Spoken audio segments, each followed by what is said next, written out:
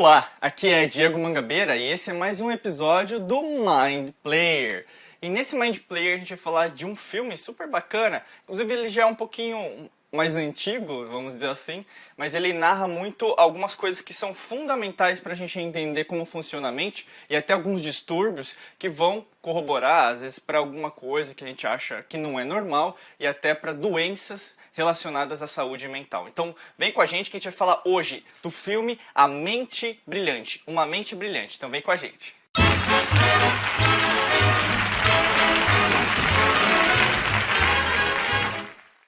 Esse Mind Player, inclusive, a dica veio do Rodrigues Campeão, que ele tá no um dos grupos do WhatsApp, né, da Mangabeira Academy, e ele falou: comente pra gente sobre o filme Uma Mente Brilhante, né?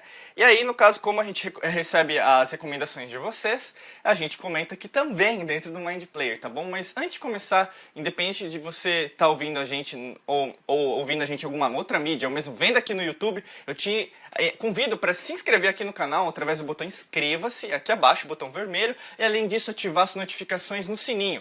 Através do sino você vai receber todas as notificações em primeira mão no YouTube e principalmente todas as nossas novidades que nós temos para vocês aqui no Mind Player e outros vídeos aqui no canal, legal? Então assim, tem alguns aspectos, eu vou falar sobre esses 4 aspectos principais sobre o filme, mas já para adentrar um pouquinho, né, para você entender, esse filme, Uma Mente Brilhante, ele foi lançado em 2002, ele narra uma história real.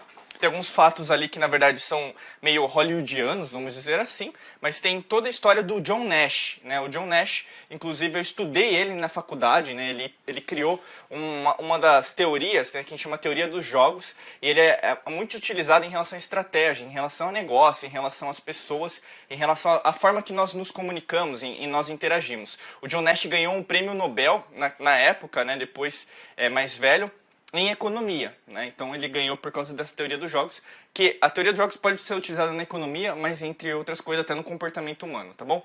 O primeiro aspecto que eu quero falar sobre isso, sobre o filme, é sobre a esquizofrenia, né? Que basicamente ele é diagnosticado na época, né? Não vou dizer o que é certo ou errado, né? A gente não está aqui para julgar, mas os aspectos principais que vão sendo narrados no filme, inclusive na vida real dele que aconteceu, foi isso, né? Isso impactou tanto a família, impactou, né, os filhos, impactou a parte profissional, né? Então, em relação ele era tão inteligente que isso fez com que também as pessoas não entendessem, não compreendessem da forma que deveriam compreender, né? E a esquizofrenia, né, assim, é um distúrbio mesmo, a gente pode dizer que é uma doença, né, uma doença mental, só que, na verdade, se a gente pensar em relação até à evolução, né, da própria medicina, da psicologia, isso na moderna, né, não na antiguidade, né, o que a gente trabalha aqui dentro da academia, da alquimia da mente, que é né, basicamente onde a gente fala tudo sobre essa parte da ciência antiga, né, da espiritualidade antiga, que a gente ainda está voltando a lembrar disso, principalmente a estudar, da forma que ele foi cuidado, né, o John Nash, na verdade, ele foi os profissionais utilizaram daquilo que eles sabiam na época e achavam que ia dar certo, como choques, né, choques elétricos, eles utilizavam vários tipos de química, então várias drogas, né, para com que ele dormisse ou mesmo para que ele não ficasse tão elétrico, né, do jeito que ele estava. Além disso, eles costumavam entender que ele tinha uma doença, né, então é muito em relação a você, o médico e o paciente, não ter uma compreensão em relação a isso, né, o que a gente vê até na parte educacional. Existe o professor e o aluno, não existe uma compreensão que, na verdade, o aprendizado ocorre de uma forma que é que nem a força torus, né, de energia, assim, e vai e volta, né. Outro aspecto também que a gente vê em relação à esquizofrenia é em relação à família. Tenta ajudar, mas o diálogo que aparece, inclusive, no filme, não corresponde ao diálogo na vida real também, né? Os amigos também.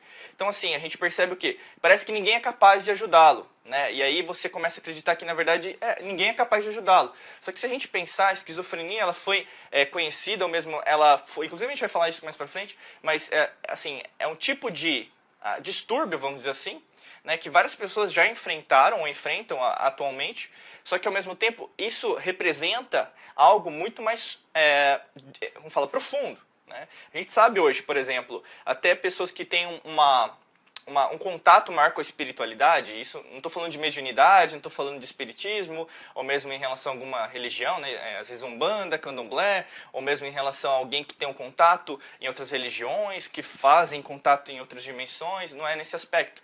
Mas quando a gente fala de espiritualidade, principalmente, você se conectar com você mesma, com você mesmo, existe uma diferença, né, muito importante. Você começa a se conectar dentro de si e começa a se abrir para o mundo. Então, o mundo ele vira algo, como fala, você sai dessa matrix mental e você começa a ver o mundo de outra maneira. Né? E às vezes as pessoas elas não entendem isso, o que é normal.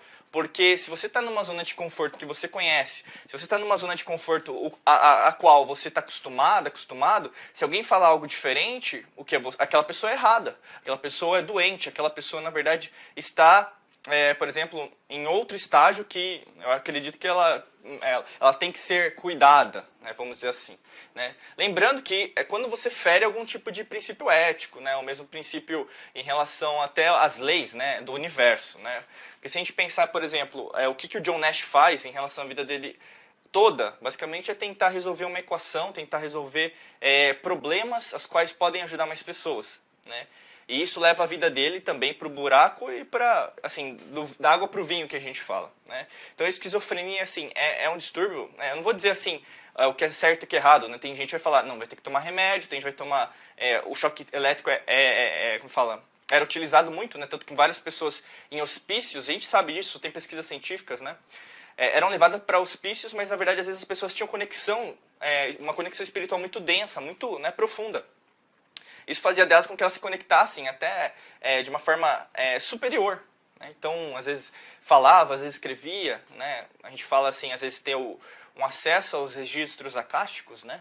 Mas isso depende também, a gente não pode ficar brincando com isso, né? Achando que todo mundo tem acesso, porque isso demanda muito trabalho, demanda muito estudo, mas tinha algumas pessoas que tinham isso, né? Tinham essa habilidade. Né? E até hoje, na verdade, algumas pessoas elas têm essa habilidade, vamos dizer assim, elas têm esse estudo, mas são encaradas como os inimigos da sociedade, vamos dizer assim. O segundo aspecto é biografias de inventores. Eu já comentei, na verdade eu falei até que eu ia falar sobre isso, mas se a gente analisar várias biografias de pessoas que fizeram alguma contribuição muito importante, até hoje a gente lembra dessas pessoas, então citando alguns nomes, desde Mozart, Beethoven, você tem até, por exemplo, por mais que você às vezes tenha preconcepções positivas ou negativas sobre as pessoas, eu vou falar os nomes, tá bom? Mas você tem Cristóvão Colombo, você tem Gutenberg, você tem Martinho Lutero, você tem santos, né, às vezes da Igreja Católica, né, também que você tem. Se você entrar profundamente na história, tem boas histórias, más histórias, enfim, cada um, né, interpreta da forma que mas tem também uma contribuição em relação à forma que as pessoas viriam a entender, né, como que eu posso representar esse comportamento. Né. Mestres espirituais, então você tem Jesus, tem, por exemplo, Buda, Krishna, você tem Confúcio, Lao Tse, né, entre outras, né, religiões. Você tem o xamanismo, né? Então, por exemplo, os índios, né? Independente de onde estiver, desde os polinésios, ou mesmo nas Américas, né? Desde a América do Norte até a tribo Tupi, vamos pensar no Brasil, né? O tronco Tupi, né? Muito forte. Você tem, por exemplo, heróis, né, negros também muito fortes, né, aqui no Brasil principalmente. A gente tem, por exemplo, Joaquim Nabuco, você tem os abolicionistas, né, que também tiveram uma história de vida assim, bastante de trabalho em relação assim, às liberdades pessoais. Né. Você tem Martin Luther King nos Estados Unidos, enfim. A gente tem várias biografias de pessoas de sucesso, Steve Jobs, né, você tem, assim, por exemplo, Bill Gates, você pega Warren Buffett, você tem, por exemplo, pessoas, Ayrton Senna, né, então, Michael Jordan, enfim, em vários campos, esportes, entretenimento, economia, você tem tecnologia, independente daquilo que você estuda, independente do que você valoriza. A gente tem até o Nikola Tesla, né, Isaac Newton, a gente tem, como chama...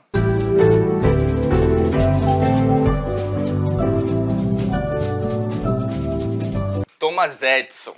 Desculpa falar, assim, ter esquecido, mas na verdade é que há contradições. Né? Principalmente na época do Edison, várias pessoas como Nikola Tesla, inclusive a gente tem o Schrödinger, que faz a criação do metrô. Enfim, vários inventores trabalharam para o Edison. Né? Então não necessariamente foi o Edison que criou, porque ele tinha várias pessoas que trabalhavam para ele. Enfim, isso dá pano para manga, mas eu não vou focar nisso. Mas a gente pensa que vários inventores... eles tinham uma mentalidade, né? A gente fala isso então, controle da mente, e aí corpo, mente e espírito, muito profunda. Né? A gente pega até Leonardo da Vinci, a forma que ele tinha conexão em relação a ele mesmo fazia com que ele fizesse muitas obras e não terminasse. Você pega a biografia do Da Vinci, aí você começa a destrinchar, é a mesma coisa que o John Nash. Ele começa a fazer várias coisas, mas ele procrastinava, ele parava no meio do caminho. E acontece muito com grandes inventores. Então, se você se sente assim, não tem problema. O ponto é, você tem que avançar, você tem que evoluir. Né? Isso corresponde também, por exemplo, que tem que ganhar dinheiro no meio do processo, né? Até para você se sustentar, né? Vamos dizer assim. Para você enriquecer, né? Para você cuidar da sua família, seus filhos. E depende também da forma que você vê o sucesso. Né? Se você quer ter uma família, se quer ter filhos, né? Tem gente que não quer, né? Então, assim, amigos, amigas, viajar, né? Então tem vários fatores. Casa, apartamento, se você quiser alugar, quer vender, né? Então, eu não sou, assim, não vou falar sobre finanças aqui, mas modelos de sucesso, cada um tem o seu, mas existe como se fosse uma fonte, né, comum em relação aos inventores, que é basicamente essa profundidade. Ao invés da superficialidade, eles eram muito profundos. Tanto que as pessoas, às vezes, os chamam de arrogantes, os chamam de, muito ilusórios, muito tópicos, né, em relação àquilo que eles faziam. Eram pessoas fora da caixa, né, e eram pessoas que, na verdade, viam as invenções deles à frente do tempo. Né? E a mesma coisa acontece com o John Nash. Tanto que, quando você tem uma pessoa assim, as pessoas costumam levá-la lá para baixo. Né? E a gente percebe isso não só apenas nas invenções, mas até mestres emocionais, espirituais, mentais. Quando eles falaram a mensagem deles, as pessoas não recebiam bem. Por mais que você ache que recebiam, né, não recebiam. Né, porque ia de encontro ao que eles consideravam como os valores. Iam de encontro àquilo que, na verdade, estava enraizado. Iam de encontro ao que as pessoas achavam que era o certo e o errado. Porque se a gente pensar em certo e errado, é terceira dimensão, não é a quinta dimensão. Então, a palavra de quinta dimensão numa terceira dimensão dá um choque muito grande. Né? E aí o que acontece com o John Nash é a mesma coisa no filme. Você percebe o quê? Ele tenta fazer várias coisas, só que as pessoas não acreditam nele. E aí, a partir do filme, né, do desenrolar do filme e tal, que mostra poucas cenas, assim, porque você tem que olhar mais a fundo a história de vida dele, mas você percebe assim, que o desenrolar da história leva ele até, inclusive, as pessoas não mais darem qualquer bola para ele. Achavam que ele é louco, certo? E isso acontece com várias pessoas. Você vê, por exemplo, uma pessoa que eu admiro bastante, né? Até eu falei da lâmpada, né? Esqueci o nome do Thomas Edison, mas basicamente o Nikola Tesla, na mesma época que ele estava com o Thomas Edison, ele discordou do Thomas Edison. Né? Inclusive, ele criou o que a gente chama hoje de motor alternado. Né? O Edison ele fazia, na época, a iluminação de Nova York com o motor só direto. Né? E alternado vai e volta, que era muito melhor e não queimava tanto. Né? E aí, no caso, o Edison, ele não admitiu o erro, até que depois ele começou a usar a mesma tecnologia que o Tesla tinha criado para ele. Né? E o Tesla, ele morre, por exemplo, ou mesmo desaparece, basicamente, né? Que a gente não sabe o que aconteceu, mas num hotel, né, em Nova York, na cidade de Nova York, né? No Alpha Astoria, e aí, no caso, ninguém sabe para onde ele foi, né? As pessoas também não sabem para onde ele foi, só que ele desaparece. E aí, no caso, ele desaparece, por exemplo, né, sem fama, sem dinheiro, vamos dizer assim, né? Porque, aliás, ele tinha bastante dinheiro, né? Mas no anonimato, ninguém até hoje lembra dele. Nos livros de história, nos livros que você estuda, provavelmente você nunca estudou nada sobre o Nikola Tesla. Né? Então, assim, a mesma coisa acontece com o John Nash. Né? As pessoas que fazem uma grande contribuição do mundo, elas são tão diferentes que as pessoas até nem reconhecem elas. E depois que a pessoa morre, nossa, essa pessoa fez uma grande contribuição. Aí vira uma hipocrisia. Né? Desculpa falar, mas eu sou muito honesto em relação ao trabalho, sou muito ético. As pessoas são muito hipócritas, às vezes, para passar a mão na cabeça em relação àquela grande contribuição. Por exemplo, ao invés de dar o valor enquanto a pessoa está viva, né, que é basicamente o que você vê em vários livrinhos de autoajuda, aí vem a grande hipocrisia, que a gente pode chamar até de incoerência, que tem muito a ver com a ciência do coração. Você só dá valor quando você perde. Isso é terceira dimensão total. Terceira dimensão total. Só dá valor quando perde. Aí é parente que morre, amiga que morre, né? Aí, nossa, é a melhor pessoa do mundo, eu amava ela. Mas você não visitava, não ligava, entendeu? Assim, presta muita atenção. Porque o que acontece com o John Nash pode estar acontecendo com você. Pode estar acontecendo com outras pessoas ao seu redor. Às vezes a gente não coloca isso na balança. A gente está vendo lá o filme, né? Às vezes desliga o raciocínio. Né? Não, é um filme, Diego. Mas como qualquer coisa na vida, ou você tá 100% lá, ou você não tá, entendeu? Então depende muito de você. Só que ao mesmo tempo, como o Mind Player é para você acordar, então eu quero dar esse recado para você. Terceiro aspecto, pessoas e espíritos, né? Você percebe assim, tem a ver com a esquizofrenia, né? Você começar a ver coisas, só que isso também pode ser um padrão em relação ao desenvolvimento do que nós chamamos de espiritualidade, tem a ver com o seu próprio desenvolvimento interior, né? Eu não vou aqui adentrar se é espírito, se é demônio, né? Que às vezes as pessoas falam, mediunidade, né? A gente tem uma linha muito antiga em relação a isso, até segue muito o que a teosofia, né? As sociedades iniciáticas ensinam, né? Inclusive até escolas, né? Que nós seguimos bastante, por exemplo, Rosa Cruz, né? Hermetismo, enfim. O que a gente sempre ensina dentro da nossa, né, da Mangabeira Academy, na empresa, e através dos nossos cursos, né, principalmente na Academia da Alquimia da Mente, é tudo baseado o quê? Que as pessoas elas desenvolvem, elas conseguem ver, elas conseguem, às vezes, ver sinais, né, começa a ouvir sons, né, e esse desenvolvimento faz com que elas, elas sejam especiais, mas cada um tem um dom.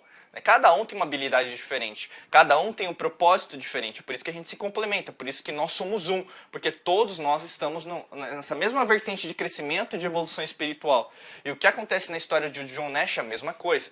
Ele consegue ver pessoas, e aí no caso as pessoas acham que é da cabeça dele. Mas pode ser que sejam pessoas, criações, como a gente vê em várias histórias, até de criadores, que elas começam a criar arquétipos, né? E esses arquétipos, inclusive, são muito conhecidos. Você vê a história, por exemplo, do Fernando Pessoa, não sei se você conhece, mas é um grande escritor, né, português.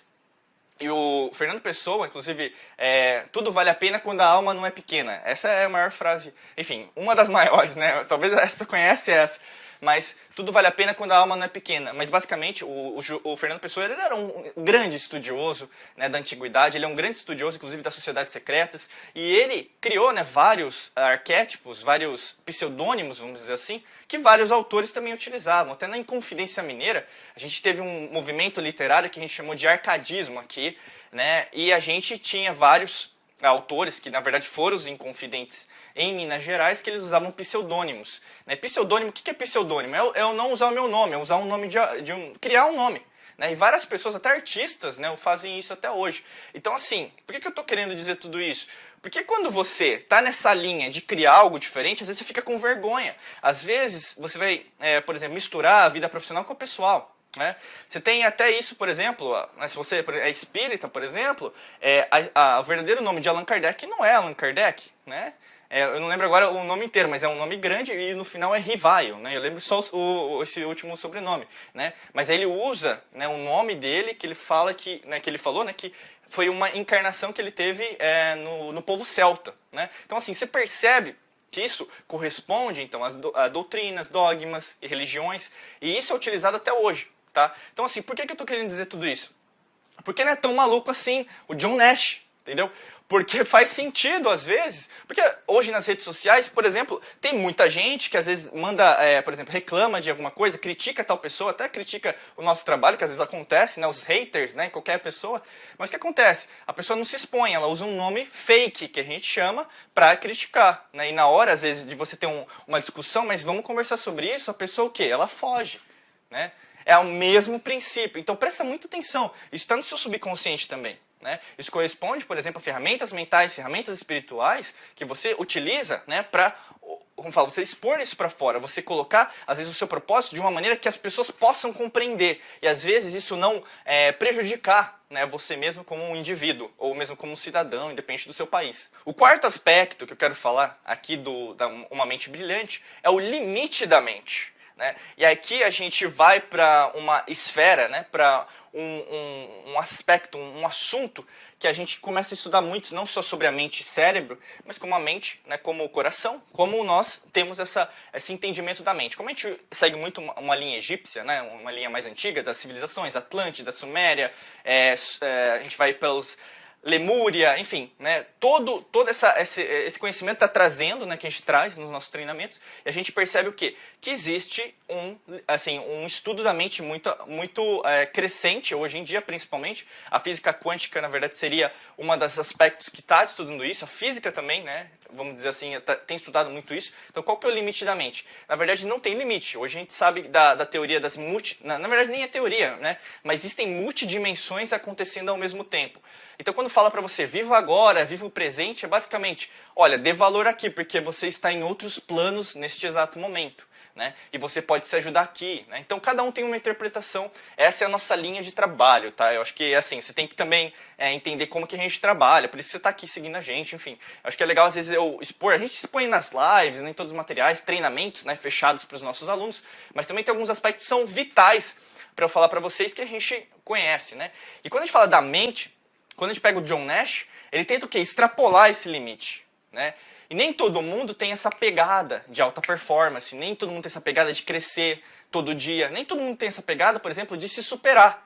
E quando vem uma pessoa como ele, num filme, né, é uma história real, mas uma pessoa que até o Stephen Hawking, né, que, assim, por exemplo, perdeu, né, a fala, não ele virou paraplégico, né, por causa da doença, as pessoas que começaram a falar que ele acabou a vida dele, né? Então, qual que é o limite da mente? Aí o Stephen Hawking morreu, né, faz pouco tempo, e ele publicou livros, ele criou várias teorias no campo da física, física quântica, enfim, né, ele começou, né, a colocar a teoria das cordas. Então, assim, qual que é o limite da mente? Né? E eu creio que o filme, né, Uma Mente Brilhante, trata isso muito bem e faz com que a gente comece a refletir sobre isso. E a reflexão é para você. Qual que é o seu limite? O que está impedindo você de ultrapassar esse limite? Porque o limite, na verdade, é muito o que você cria. A gente sempre pensa assim, né, na teoria da maestria, né, que a gente usa aqui dentro, em todos os treinamentos, em todo o nosso trabalho. A maestria é o quê? Você tem uma zona de conforto e quando você expande essa zona de conforto, você cria o quê? Uma zona de conforto maior. Né? Não existe aquela coisa de sair da zona de conforto, não. Nós não somos assim, o universo não trabalha assim, entendeu? Porque é criação e destruição ao mesmo tempo. Não existe começo, no meio ou fim, entendeu? Na verdade, tudo é uma coisa só. Então, se algo, por exemplo, não está dando certo na sua vida, tem algo que vai dar certo. Porque nesse exato momento, o choque leva você a pensar. Né? E às vezes as pessoas falam, mas eu perdi tal coisa. Se você só focar nisso, é só uma parte da moeda, a terceira dimensão. Se você só focar nessa aqui, eu só ganhei, é uma parte da moeda. Você tem que entender que o que eu aprendi na perda, o que eu aprendi no ganho. Né? E aí, no caso, você vai ter esse caminho do meio, que a gente fala, né, da nova era aquariana. Né? Então, é a mesma coisa. A mente, ela não é tendenciosa um para o lado. Eu estou dizendo do universo, tá bom? Porque o universo está dentro de você. Se nesse exato momento você não está expandindo, você não está em movimento, você não está crescendo, você é o principal protagonista, alquimista, arquiteto da sua evolução. É você que é responsável por isso. Então começa a pensar sobre isso, porque o filme narra muito isso. Ele ultrapassa esse limite e vai querendo ultrapassar. Né? E as pessoas o que vão tentando podar. É choque elétrico, é química, não tentar entender. Né? E às vezes pode ser que eles às vezes tenham um parafusamento. Não estou dizendo que ele não pode ser um pouco louco, né? Precisa de alguma ajuda, né? Até para conseguir entender como que aquela loucura, vamos dizer assim, entre aspas, né? Possa trazer algo material, algo consciente. Né? E hoje a gente sabe que tem outras formas de fazer isso. Vede quantas teorias, ou mesmo terapias holísticas, profissionais sendo formados a cada ano, né, para trabalhar de uma outra maneira. Vide a medicina integrativa, né, vide, por exemplo, a acupuntura, yoga, meditação. Quantas pessoas estão indo, cada vez mais se integrando a esses conceitos orientais que são clássicos, que são milenares, ou mesmo entendendo essa conexão que na verdade sempre foi interior. A maior descoberta, a maior vitória que você vai ter é sobre você mesmo. Se você gostou desse episódio do Mind Player, eu quero que você também sugira novos temas, novos filmes aqui no nosso campo de comentário pra gente gravar e a gente também mostrar você aqui no nosso episódio. Se você ainda não se inscreveu no nosso canal, basicamente clica aqui no botão vermelho inscreva-se e ative as notificações através do sino. Através do sino você vai receber todas as notificações. Independente se você estiver ouvindo a gente, entra no canal youtube.com/Diego Mangabeira Brasil. Espero que você tenha gostado, dá aquela curtida também para ajudar a gente a crescer cada vez mais esse canal e expandir cada vez mais esse conhecimento para mais pessoas. Muita luz e prosperidade. Até logo, gente. Um beijo no seu coração. Forte abraço.